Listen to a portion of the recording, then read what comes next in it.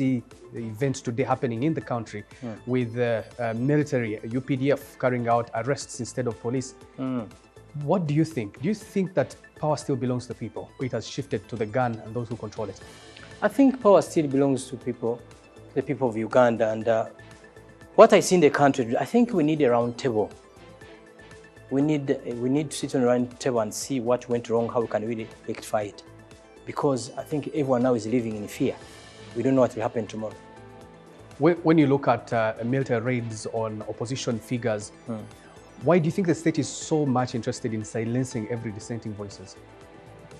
Sometimes there are things I see, and at the end of the day, I end up wondering, why are they doing this? Because I think it was early this year, President Museveni won by 71%. That was a big number. President Museveni is still in charge of each and everything in this country called Uganda. Why would the military raid civilians? I don't support that idea. I believe there is a better way of solving problems in this country called Uganda than using the military. You have defended the state before, and at different forums you still do defend it. I've defended it and I've disagreed with it.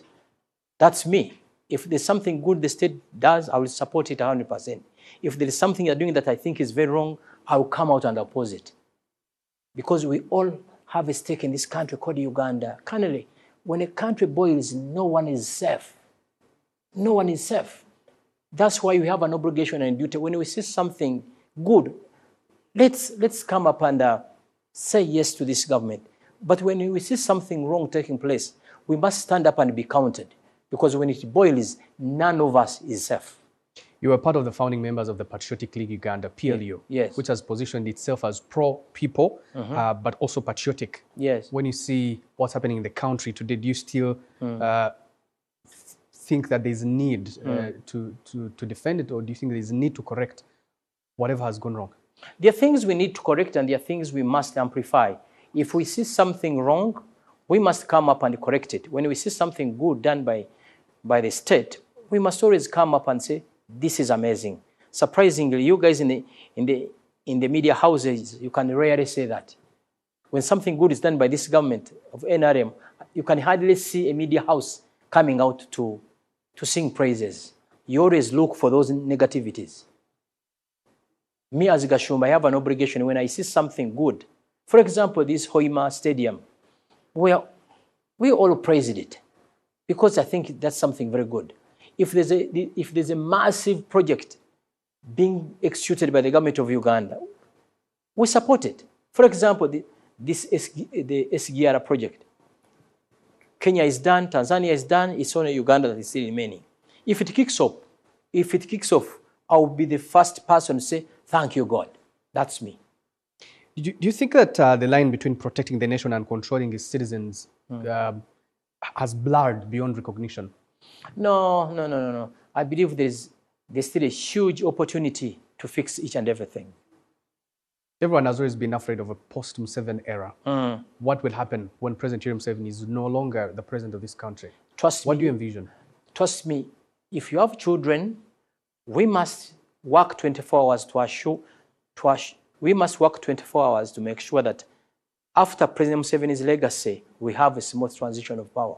Because for the last 40 years, Ugandans have enjoyed peace beyond repair. They have enjoyed peace, meaning the worst thing that can come to this country called Uganda is turning Uganda into Somalia or Libya. That's something we pray day in and day out that will never happen to Uganda. Because you all know what happened in Libya. I think it's like 30 years ago now. See what's happening in Libya. So currently you have children. I have children. Everyone has a stake in this country, Uganda. If there are mistakes taking place in this country called Uganda, whether you belong to the opposition or whether you belong to PLU or NRM or other civic organizations, we need to sit in a conference room where we can reconcile and move on like true Ugandans. Because everyone is asking, many Ugandans asking privately, if this continues, what kind of country we are going to hand over to our children? One where civilians fear dawn raids by their own army. What does that do to the social contract the government made with its people?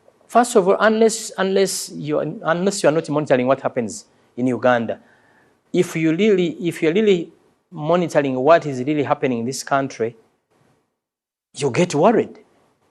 You get worried.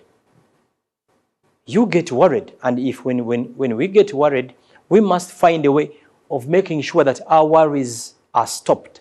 We must make sure that what we potentially see doesn't happen.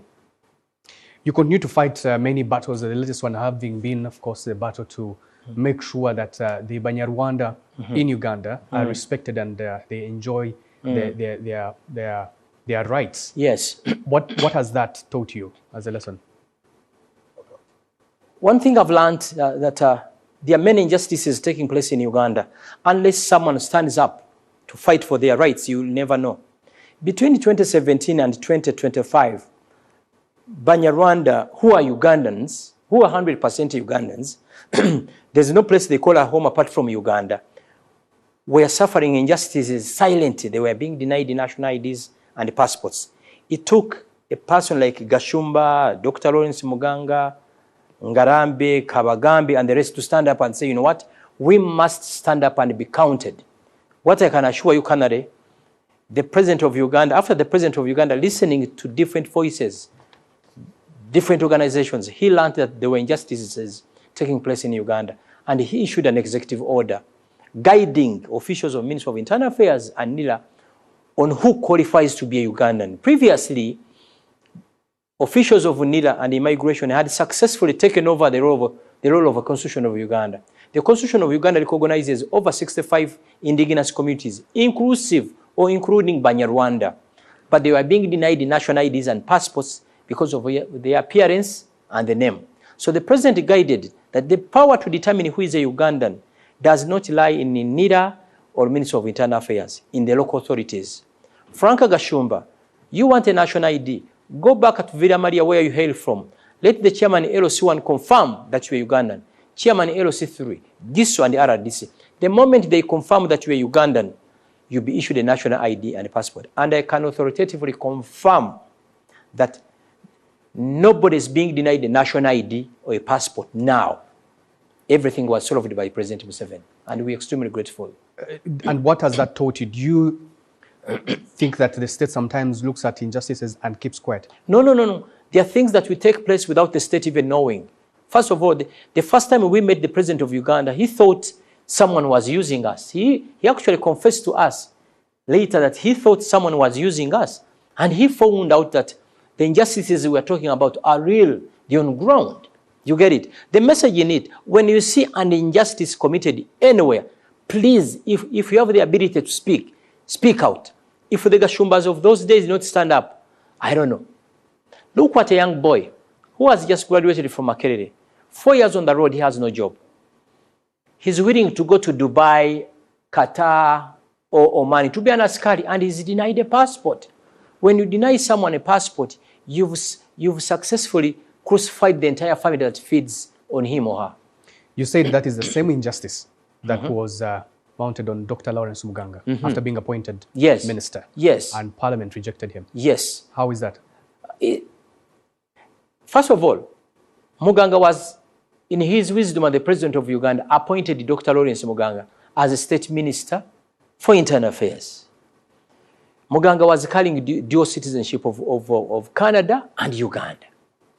He appeared before the appointments committee, the Parliament of Uganda, and the deputy speaker of parliament crucified him, saying that he holds a Rwandan citizenship, which was false. Up to today, 4 ministers have not been sworn in.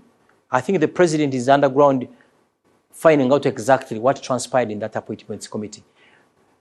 One thing that I should tell you, Canary, even if it's 500 years from today, something is really confusing. There's an indigenous community in Uganda called Banyarwanda. The Constitution of Uganda recognizes them. Actually, the first census of 1921, Banyarwanda were counted as an indigenous community in Uganda. Census of 1949 census, 1959 census, Banyarwanda ranked second in the entire country in numbers. And in Uganda, we are second in Uganda. But there is a big section of Ugandans who still believe the moment you say you are Munyarwanda, you don't belong to a country called Uganda. You belong to a country called Rwanda. And sometimes I tend to agree with them. A citizen of Rwanda is a Munyarwanda.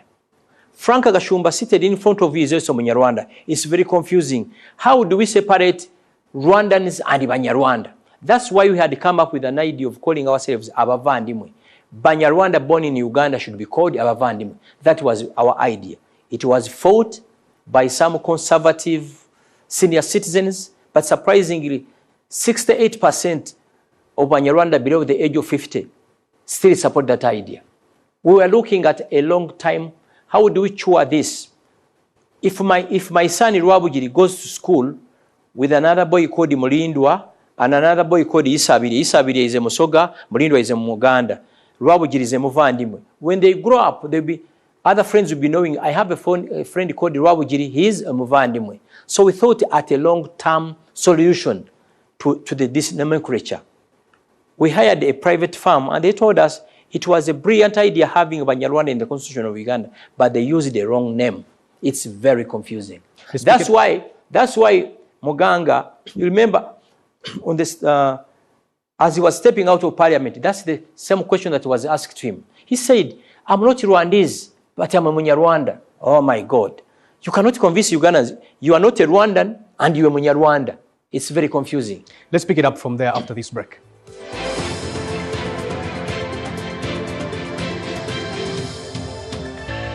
You're watching NBS Face Off. My guest tonight is Frank Gashumba, one of the most vocal voices in Uganda's politics. Do you believe Dr. Lawrence Muganga was rejected by the Parliamentary Appointments Committee because he's a Munyarwanda? Actually, let me tell you, the Appointments Committee was ready to vote him in. He was let down by Honorable Tayewa. This is how it started. The moment he enters the Appointments Committee, he introduced himself. They asked him a number of questions and he passed them. I understand one MP called Shaka of Entebbe moved a motion of voting. As they were going to vote, the Deputy Speaker of Parliament, I call him Mr. Tayewa, I no longer call him Right Honorable because he no longer stands that test to me. He pulled out a file asking him, are you Rwandan? He said, no, I've never been a Rwandan. Sorry, I've ever been a Rwandan, but I denounced the citizenship of Rwanda. And he told him, and Mr. Tayewa continued asking him questions. Have you ever lived in Rwanda? Yes. Have you ever traveled to Canada using a Rwandan passport? Yes. Then Muganga tried to explain to Tayewa. He was not given an opportunity. Tayewa could continuously tell him, you are going to be given an opportunity to answer back. He was not given that opportunity. He was told to step aside. The voting took place. So all members did not vote in for Muganga, thinking that Muganga lied to them. You know what I mean? Because he told them, I was holding two citizenships, one of Canada and one of Uganda. Before I entered this Appointments Committee, he had denounced the citizenship of Canada. So meaning he entered that Appointments Committee having one citizenship of Uganda. But successfully, Mr. Tayewa convinced MPs that Muganga is a Rwandan citizen. Muganga is not a Rwandan citizen. Shortly after his graduation from Makerere, there were no jobs in Uganda. He went to Rwanda for Cheyo. Those days, anyone that would go to Rwanda, it was easy for anyone to secure a Rwandan national ID or a passport. He secured a passport and national ID. After he was awarded a scholarship to go to Canada to do his PhD. Reaching Canada in 2012, he started the process of acquiring citizenship of Canada. After acquiring the citizenship of Canada, he renounced the citizenship of Rwanda. So from 2014 to 2020 to 2023, he was using a Canadian passport till when he was issued a passport of Uganda. So in the mind of all MPs, they rejected Muganga thinking he was a Rwandan citizen. Muganga is not a Rwandan citizen. Muganga, he's a Ugandan. He was born in Uganda in Mukono year, schooled in Uganda. His life started in Uganda and it will end in Uganda. Let's speak a little bit about the Patriotic League of Uganda, PLU. You were one of the founding members. Yes. And now you've been replaced. Yes. This week there's been a handover. Yes. Did that feel like, that replacement, did it feel like a knife in your back from people you called brothers? Yeah, first of all, we never started PLU. We started from units. Many Ugandans don't know that. There were over 7 units. I belonged to Team Simba. There was Team Chairman. There was Revolutionary Guards. There was Avengers. Then I remember one day around 22, Balaam attended the last funeral rites of my father in Masaka. He found there many people putting on MK t-shirts and said, Frank, we cannot operate these micro organizations. Let's form one unit. Then we formed MK Army. After forming MK Army, there was MK Army, there was Team Chairman, there was Avengers, Revolutionary Guards, and other groups. In his wisdom, General MK said, we cannot operate these many organizations. Let's form one unit. Then he formed MK Movement. After operating for like a year, he said, you know what? When you say MK, everyone thinks that this organization belongs to me. Can't we have an organization that covers all Ugandans? That's when the idea of PLU came in. You get it? Many Ugandans, of course, know PLU. They don't know where we started from. I can tell you, if there is anyone who worked 24 hours in the formation of this MK brand, and there's only one person that can beat me. That was Baram Barugahara. The second one was me. So in 2023, in his wisdom, General MK appointed me to be his national vice chairperson in charge of Central Region. In his wisdom, he never consulted me when he was appointing me. So when he appointed a person to replace me, it's normal business. It's normal business.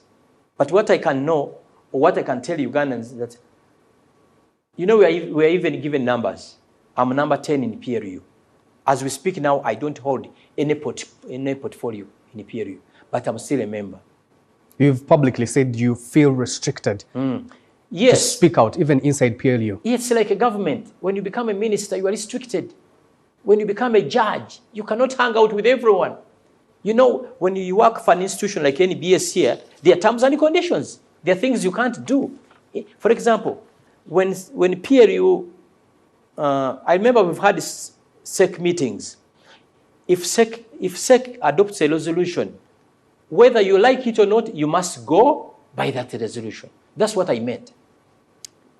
General MK Hosken Rugaba has said that he's going to summon you over your old statements. I think referring to a video where you said that should the discrimination against Banyarwanda continue, might breed an M23 problem in Uganda. First of all, that's an old video. In 2023, I was invited to a conference. It was organized by the Equal Opportunities Commission. It's about the rights of the ethnic groups in Uganda. Then, those injustices of denying Ugandans national IDs and passports were still on. I made those statements in 2023, that the injustices I see in Uganda, if they don't stop, trust me, you're going to see M23 in Uganda. But I've just told you that the national IDs and passports, the experiences our people were going through is done now. It was solved by President Museveni.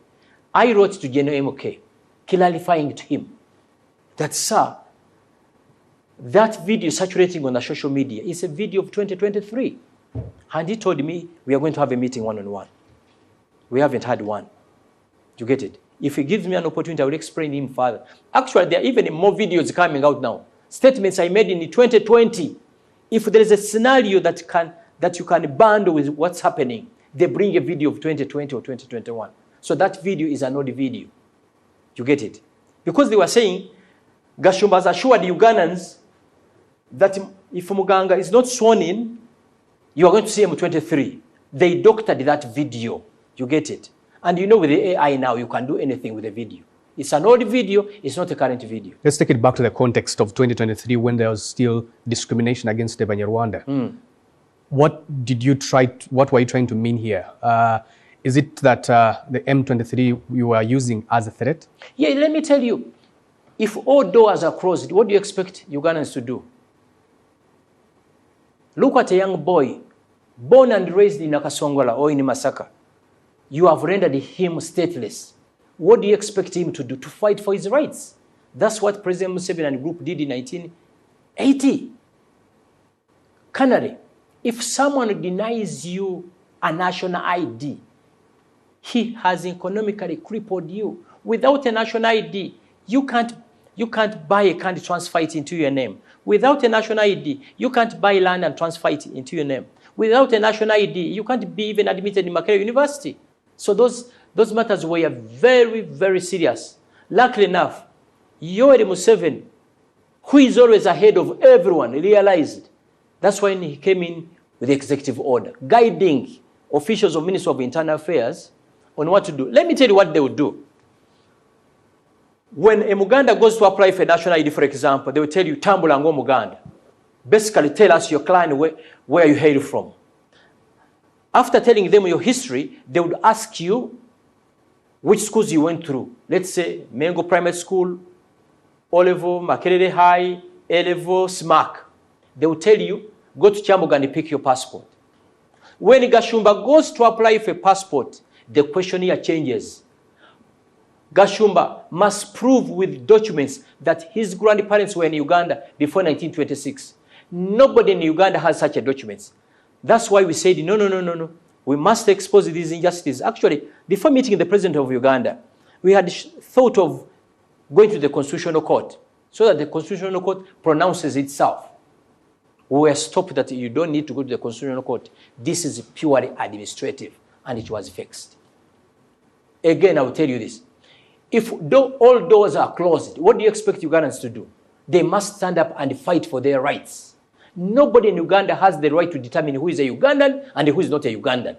Because we all of us are below the Constitution of Uganda. I'm happy to tell you that as we speak now, we are enjoying each and every privilege of a Ugandan. You need a passport, proof, go to Masaka where you hail from, take those documents to NIDA. The moment you produce them, they verify them, they're authentic, you are issued a passport. Let's take a break. When we return, is it such a big deal to serve under PLU?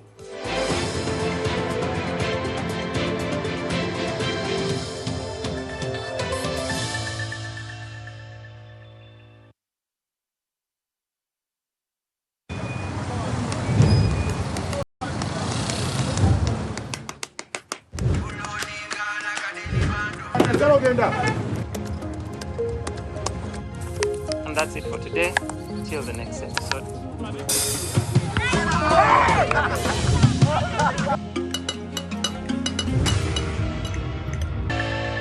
You're watching NBS Face Off. My guest tonight is Frank Gashumba. Frank, is it such a big deal to serve under PLU? Let me tell you, every generation has an obligation to shape the next generations. Every generation has an obligation to shape the type of a future they want their children to live in. We started MK movement. What we are praying for is the smooth transition of power. General MK or General Muhoozi Kainerugaba has all the qualifications. He's a citizen of Uganda. Many Ugandans were abandoning him to his father. By the way, that was the biggest task that we faced. It was very, very important that we separate General Yoweri Museveni and General MK. Asking me, is it a big deal? Yes, it is a big deal. Because history will either write us off or it will write us right. Many look at PLU or General Muhoozi Kainerugaba as relief, in the post-Museveni era. At the same time, it's also seen as a threat. Is it very difficult to differentiate between the two? It depends to whom you are asking. There are some of us who still believe in him 100%, and there is a section of Ugandans who don't believe in him. It's up to him to prove to Ugandans that I'm the suitable candidate you've been looking for. I mean, if you speak out like you did, even if the video was doctored and returned from the past in 2023 about M23, the cost of speaking out and your replacement, does that mean that some tolerance has limits? But let me tell you, whether I'm in PLU, I can survive, Canary. You won't believe it, for the last 30 years that I've survived in Kampala, the only time that I've been closer to this government is when I joined MK. You get it? But what is important, are you doing the right thing at the right time? The M23 video that has trended for a week or two, I believe you know the history of Banyamulenge in Congo, how M23 started. Banyamulenge are Congolese. They are Congolese like any other ethnic group. But the state in Congo had successfully rendered them stateless. They had to pick up arms to fight for their rights. They never woke up. Fighting is not a cup of tea. Fighting is not walking into cafe javas and have a glass of juice. You get it? They had no option. That's why I use that example. That if this matter is not solved, I can see an M23 in Uganda. And it was solved. For example, if you are driving to Masaka and you see a bridge, there is no sign that there's a bridge. You may go on your X, because I know you are very good at writing on X, that if this bridge is not fixed, or if there are no signs that there's a bridge under construction, trust me, you are going to see accidents. That's the example I was giving. Let me tell you, do you think Museveni solved that crisis because of my statements? No. He said, this is pure administrative. Banyarwanda are listed among the indigenous communities in Uganda. But I believe General MK, someone sent him that video saying Gashumba is threatening to bring M23 in Uganda. Wapi? Of course, there are many people who have fought me from day one. And I believe it's them who are doctoring those videos to suit the current narrative. Do you regret the years you invested in PLU? No, I don't. I learned a lot. I've learned a lot. A lot. First of all, PLU really exposed me to the real Ugandan. These are 4 things I've discovered in PLU, what Ugandans are looking for: social services, roads, clean water, good schools, hospitals, stable electricity. In every place that we've been to, the memorandum, that's what they will tell you. This is what we did. Go to Kapchora, same thing. Go to Sembabule, same thing. Go to Kabale. Go to Lakai. Go to Mubende. Social services. Actually, Ugandans, ordinary Ugandans, don't even care who is the president of Uganda, as long as they have stable electricity, running water, good schools, good hospitals. That's what I learned from PRU. Looking at the former Secretary General of the PLU, David Kabande. Yes. Are you also relieved that he's no longer the Secretary General? 100%. Why? He had no single iota of a qualification to lead PRU. That one I can say it at 4 a.m., at 2 a.m., and at midnight. That one I don't regret it. But he led you for 3 years. Me leading who? I was led by JNMK, not Kabanda. I was led by JNMK. I salute JNMK, not Kabanda. What about Kabanda and his qualifications? No. He's not. I think he's not a leader. I tried my level best, not once, not thrice, talking to him. I even told him one day, if there's something I did to you, just forgive me so that we can move PRU. But the man was beyond anyone.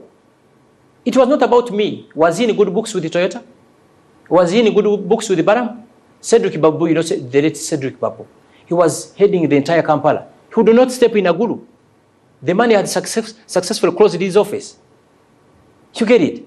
I was not in PRU because of Kabanda. I was in PRU because of JNMK. You get it? And I'm the happiest. Actually, I'm celebrating. PRU is back. You are going to see the real PRU now. We are going to support Fadil 24 hours.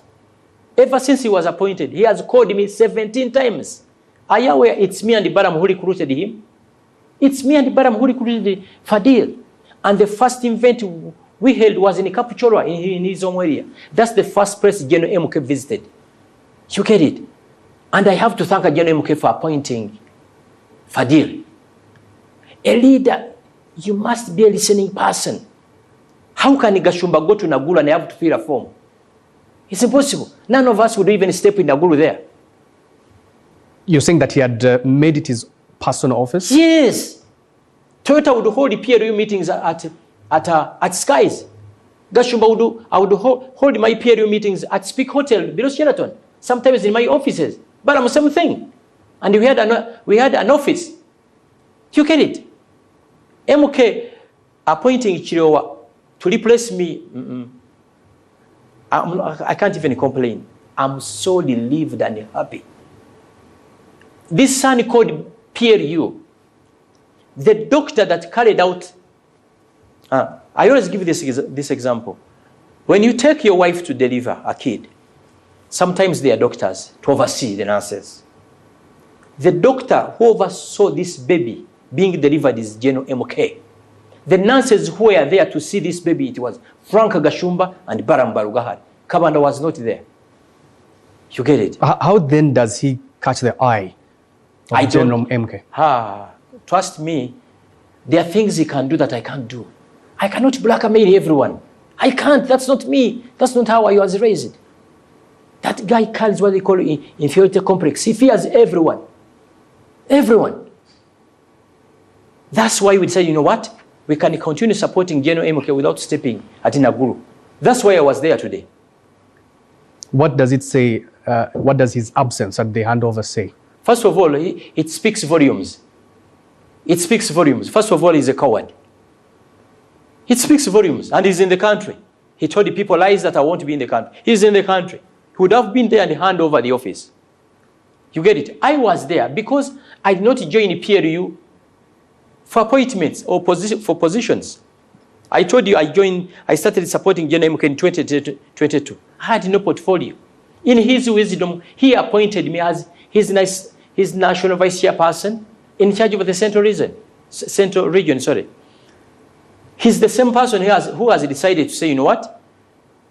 You still hold your number 10, let Chirowa take over. That's why I was there to witness that are we stepping in Naguru again? And trust me, you are going to see a very vibrant PLU. We are going to support our new Secretary General beyond repair. Many want to see PLU solve challenges in this country. Yes. But the leader of PLU is the one arresting opposition figures, is the one taking pictures of them during detention, is the same person, issuing out threats and comments on opposition leaders. I'm having a meeting with him. Trust me, I'm going to speak to him. And he knows me. I speak my mind. Because I told him from day one, I won't tell you lies. I will tell you what I know and what I think is the right thing to do. If he decides to take my ideas or my suggestions.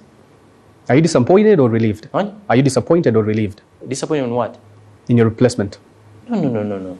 First of all, the way how I was created, the first 5 minutes really surprised me. After 5 minutes. First of all, you cannot delete Frank Gashumba. I'm a leader without a title, by the way, Canary. You get it? And General MK knows my impact on PLU. He knows. I think he was misled that Gashumba is threatening to bring M23 in Uganda, and he acted on falsehoods. But I sleep well. A whole military chief acting on falsehoods. It happens. Hey, you are not aware that even a head of state can be misled. They had even successfully misled President Museveni about Rwanda. These officials of NIRA and immigration had successfully convinced him that every person we deny a national ID or passport is a Rwandan. For 7 years, they had successfully caged him. If we hadn't fought so that he can hear our voice too. Because I remember there's a meeting where he brought in over 110 Ugandans whom they had denied the national IDs and passports. And he had personally done a due diligence on them. Can you imagine? 110. He had done a due diligence on each and every person. And all of them were Ugandans. And Deborah Amanya and the group had denied them passports. A CDF also can be misled. He's a human being. If they can mislead the president, how about a CDF? He can be misled. Looks like it's you, the vocal ones, that are being purged. So is it his level of tolerance, or is it managed silence? Let me tell you, if a club doesn't celebrate your talent, there are many other clubs you can join. You get it? If speaking out is a crime, my brother, I think I will end up in prison. There is no way I can stand injustice and keep quiet. How can Gashumba? My father was born in Uganda. My mother was born in Uganda. I was born in Uganda. And you deny me a national ID and you think I'm going to keep quiet? That cannot be. That cannot be. If a price for living for many years is silence, I'd rather die next year and go. If there's a landmark that I've left in this country called Uganda. If you've chosen to speak out, why are you speaking out selectively? When it comes to the issue of Banyarwanda, you're very vocal.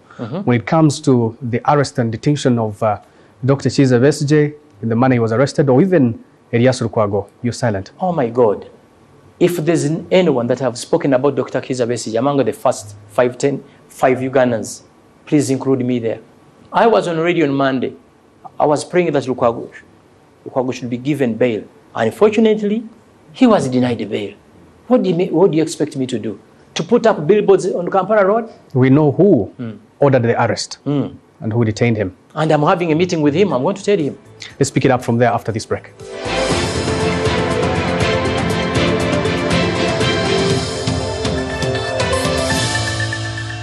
You're watching NBS Face Off. My guest tonight is Frank Gashumba, a founding member of the Patriotic League of Uganda. So many dissenting voices have been silenced, forced into detention, thrown in jail, threats on Twitter that they're going to spend years and years in jail. This is the same leader of Patriotic League of Uganda that you belong to. I told you it's quite a contradiction that you see hope in him at the same time. He has this other face. I think it's very important. I said it earlier. I think we should sit down as Ugandans. What type of Uganda do we need to live in? Is this the type of Uganda our children must live in? We must sit down. Uganda does not belong to anyone. This one, I can repeat it day in, day out. Uganda. What can we do? What crimes has so and so committed? Has he been taken to court? Are cases bailable? Yes or no? If they are bailable, let him go home. To do something. Will you do it? I think many voices must come up and speak to General MK. We love you so much. This is the Uganda we dream to live in. But I think there are other ways we can solve problems in this country called Uganda.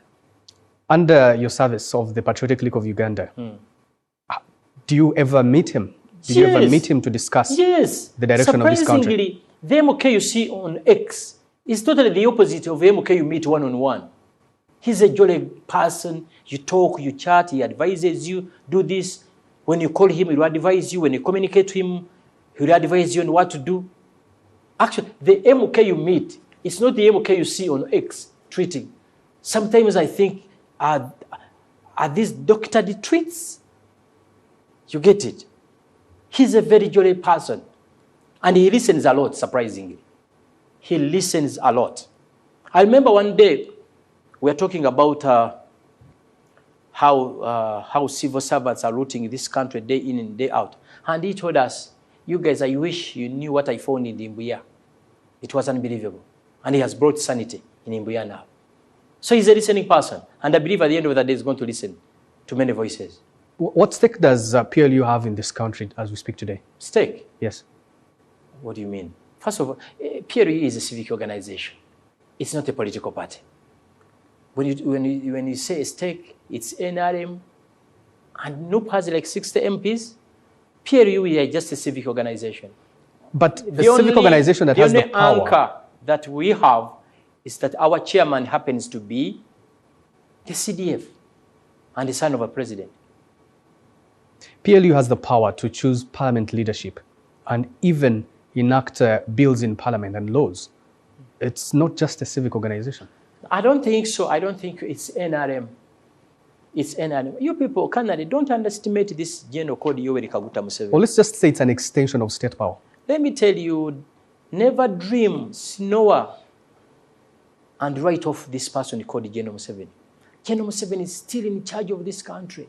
He's the chairman of the NRM. Those MPs belong to NRM. There's no political party called PLU. You get it? I'll give you an example. it's the NRM SEC that endorsed or both, right? Was it PLU SEC? It was NRM SEC members. From NRM SEC members, they introduced or both to the NRM Parliamentary Caucus. Who is the chairman of NRM? Who is the chairman of NRM Parliamentary Caucus? When I see Ugandans saying that General Museveni is not in charge of this country, you're kidding. That man works 18 hours every day. He knows, I think, 80% of what happens in this country. Is it possible that because of institutions like PLU, power in Uganda has been captured differently? And therefore that has created different centers of power? Hence giving the thought to Uganda that maybe President Yoweri Museveni is no longer in charge. Please don't even discuss it. He's still in charge of this country. MK being a CDF, he's in charge of the military. He's in charge of the entire security. By the end of the day, there is the commander-in-chief. That's President Yoweri Museveni. What do you hope to see in Uganda's future? What do you envision? Unfortunately, the Uganda I dream to see, unless there is a miracle. I pray for this country every day. And if you have children, if you have a family, we should pray for this country called Uganda. And we should make sure that nothing terrible happens to the future of this country. Because I see Ugandans have really done a lot. When you travel the entire country, massive projects coming up. One slight mistake can reverse those projects into the next 40 years. So in everything that you do, we should make sure that there is a smooth transition of power. What is going to guarantee that? What is going to guarantee that? We Ugandans, we must have a stake in this country, Uganda. All of us, not one person. The Rural War was not fought by General Museveni alone. It was fought by wananchi. Everyone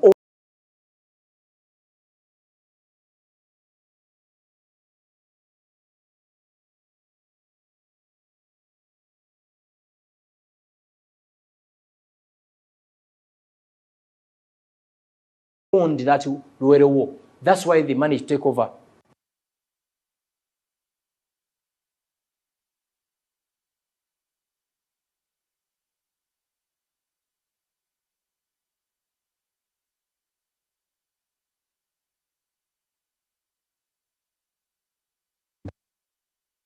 They should stand up and be counted. They should be proud of being Ugandans.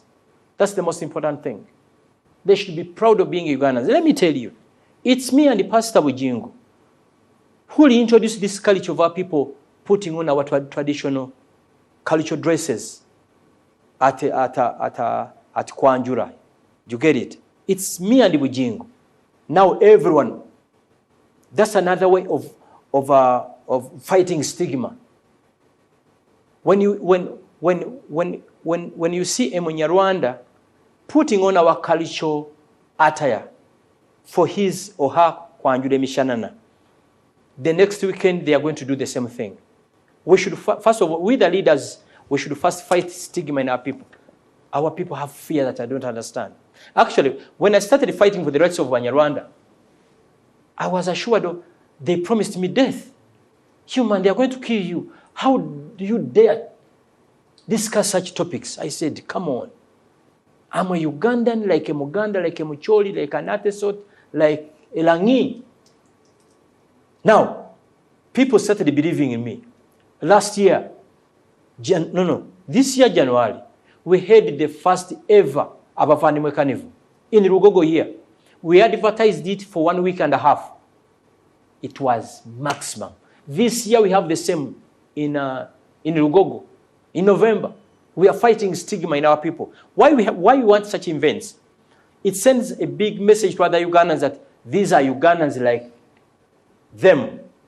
Then it fights stigma in our people. When someone travels from Lakai, Teso, Masaka, Mubende, and they converge at Rugogo, say, hey, I'm not the only Munyarwanda in Mubende, there are other Banyarwandas in what? In Uganda. So it's another way of fighting stigma in our people. What I can tell you, Banyarwanda, simple thing, stand up and be counted. Be law-abiding citizens. That's the most important thing. Be proud of a country called Uganda. Be proud of a country called what? Uganda, because you are Ugandans. Frank, it's been a pleasure having you on NBS Face Off, and thanks for making time. Thank you, Kanye, for inviting me. That's all we had time for here on NBS Face Off. Till next weekend. Good evening.